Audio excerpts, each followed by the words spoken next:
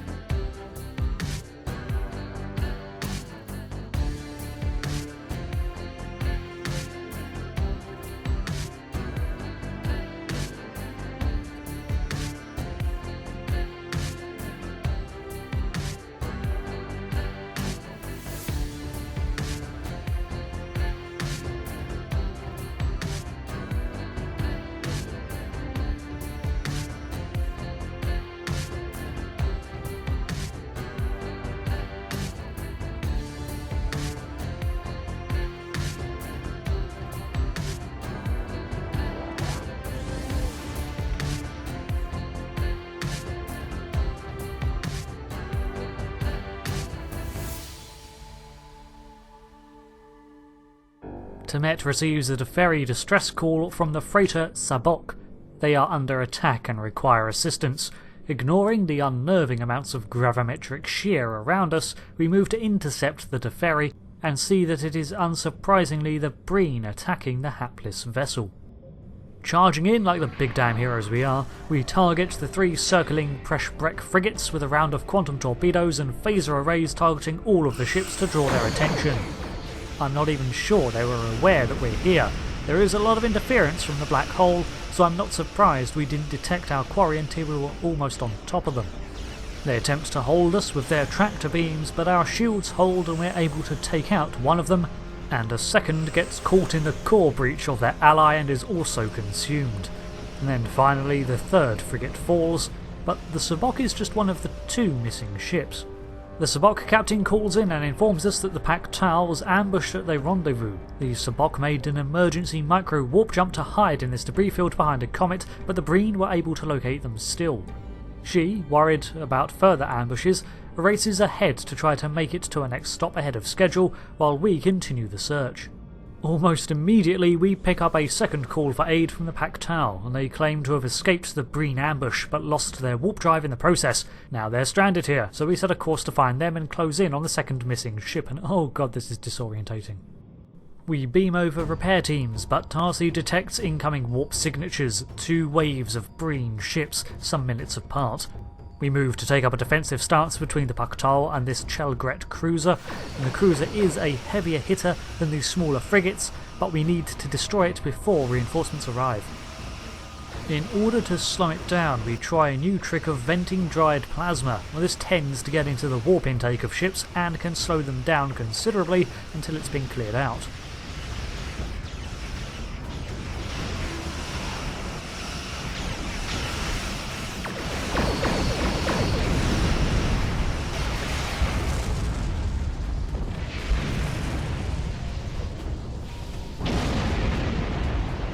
Fortunately, our advanced shielding weathers the assault and we emerge the victor. Now, for that second wave. This ship, a Sartheln class warship, is capable of opening mini Tychon's rifts that naturally you don't want to be anywhere near as they sap energy levels. Also, how responsible to be doing stuff like that near a black hole? You want time travel or alternate dimensions? Because this is how you get stuff like that.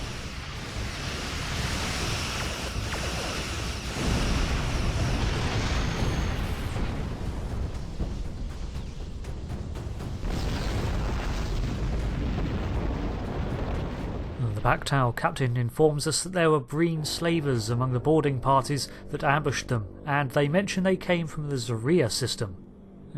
Sounds like we may have another destination. I'll be glad to be far away from this system. Something about being this close to a black hole is like standing too close to a cliff's edge on unfamiliar ground. It's strange and almost vertigo-inducing. Alright, let's set a course for Zaria. The nearby system has recently turned into a G-type star. Only in the 2100s it was a Class K, but suspected protomatter entered its core and ignited the sun into another phase. The resulting burn-off nova, however, destroyed 2 of this system's closest planets. On the plus side, one of those planets turned out to have a dilithium core, or at least very high concentrations of it. As Zaria nears the border of Breen space, they seem to have claimed it as their own. It may be even their primary dilithium site. However, the slaves that the Breen have been taking, well, this is where they end up, working the mines of this planetary remnant. Which makes these Breen raiders and slavers, so we act to protect the Deferi and liberate the Breen captives. First off, we'll need to take out the patrols around the edge of the system. They no doubt know we're here, as there are a high number of ships spread all around the planetoid.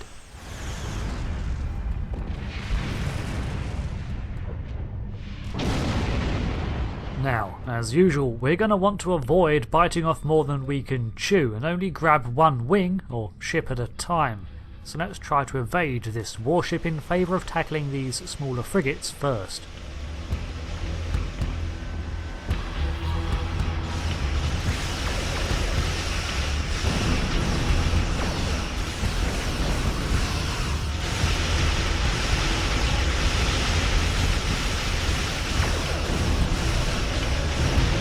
However, in the time it took for us to take down these 3 frigates, that warship we passed was not idle and it set a course to intercept us, joining the fray too late to save its allies, but before we can fully repair, so from one skirmish straight to the other.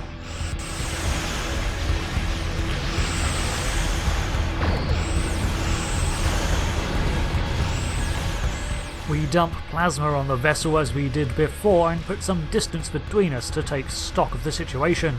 After a brief moment of saber rattling from afar, we move back in to finish the fight.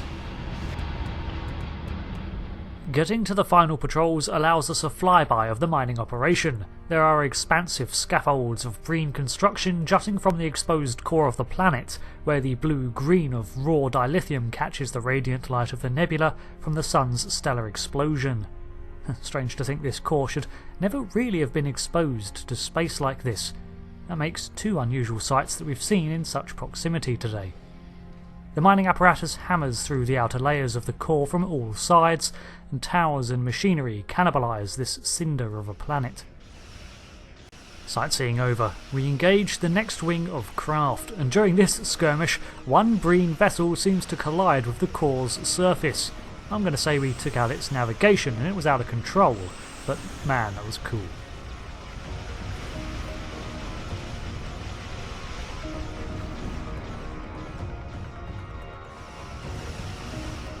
There is an extensive operation here, communications towers, habitats and all sorts of spanning structures.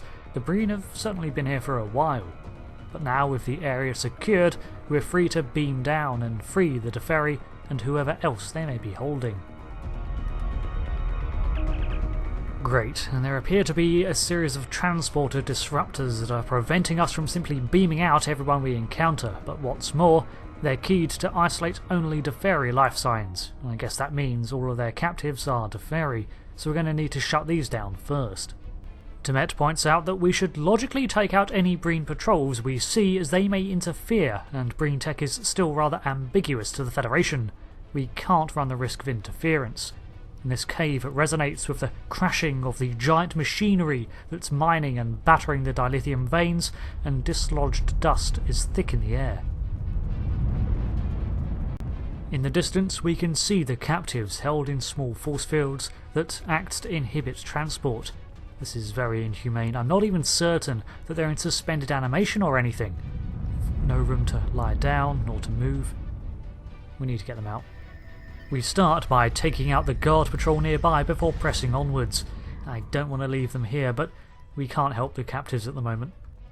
The Breen are fond of using cryo grenades that can freeze you in place if you don't get out of their vapours quickly enough, and in this closed environment they're effective obstacles to overcome, but that works both ways. So let's add some explosives of our own.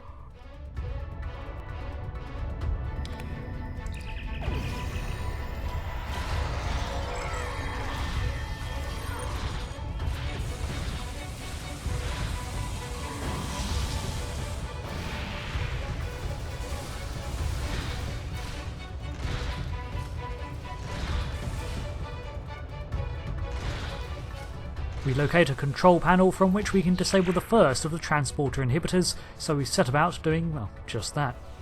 These tunnels are long and winding, but fortunately we only have to access those in the local area. Many other shafts are sealed off, and there aren't actually that many Deferi captives to be found here. This leads me to suspect that the Breen may work this quarry themselves, and only their recent interests in the Deferi have led them to use slave labour. However, the species does practice it on a large scale anyway. Like in 2366, the crew of the Ravenok, a Cardassian ship, were used as labour in Breen dilithium mines, so it's hardly a new tactic.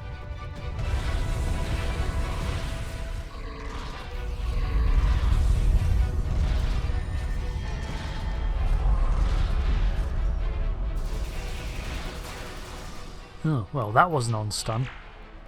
We disable the last transporter inhibitor and are finally able to return to the captives.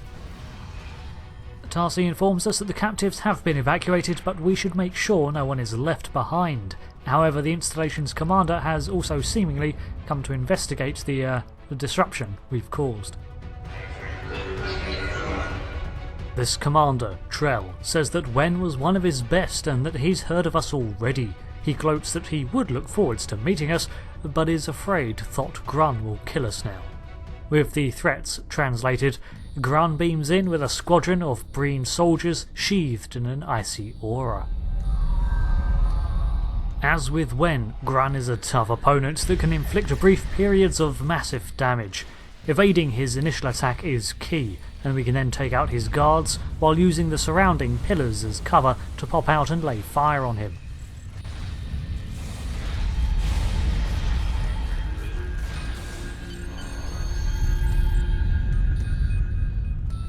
The Breen commander falls, and I'm tempted to remove his helmet, but that would probably be disrespectful or something. Besides, I only think I stunned him, and that might kill him, as they need their frigid atmosphere to survive. Tarsi suspects that this mining operation will now shut down, now that we're aware of it, and Grun is neutralised. Maybe the Deferi can make use of it. Hopefully with Federation trade, of course. That is a lot of dilithium. Don't forget to pick up the loot before you leave, but once you're done here, we can return to our ship. Setting a course back for Defera, we turn in our report to Ambassador Sura and Starfleet. Sura informs us that the survivors are on their way home safe and sound, and with our rescued passengers, that marks a substantial number of reclaimed Deferi slaves. Sura also shares Tarsi's idea of claiming the Zarya system and opening trade dealings with the Federation, so that's an unexpected bonus. With that all done, our mission here is finished, but our dealings with Defera are far from over, so we can continue that in the next part. Now, Zarya lies in the Rava sector, which is mostly part of Breen space. Morally, I don't have a problem if the Deferi are claiming it now, and once theirs, the Federation interests will likely deter interference from other species, but I wonder what the legality is. Again, not that it bothers me. The Breen shouldn't have been using slave labour, so seizing their mines seems just. It's just that the situation worked out remarkably well for the Federation, didn't it? The Deferi are the ones claiming the system from the Breen. Nothing to do with the UFP, so no treaties broken there, but now we get to trade with the Deferi and in turn get to protect our interests. I guess sometimes doing the right thing pays off. It's just that I can see how powers like the Romulan Star Empire can put a spin on our actions. Okay, a peek behind the curtain now, but in editing this video I realise how short this arc may be. However, unlike the Kabali series which I did, which were all genuinely short missions, this was around an hour's worth of footage that I've condensed. These early STO episodes have a lot more battles and toing and froing, so I think that is where the bulk of the time goes. That and the lack of voices lets me summarise the conversations, leading to a quicker runtime. There's not much I can do about that, as like I said, it still takes a while to push through the content. I'll see what I can do in the future. Still, thank you for watching this episode of the story series, and I hope you'll join the crew next time as we delve back into some of the overlooked storylines of Star Trek Online. Until the next episode, I've been Rick, and I'll see you later. Goodbye.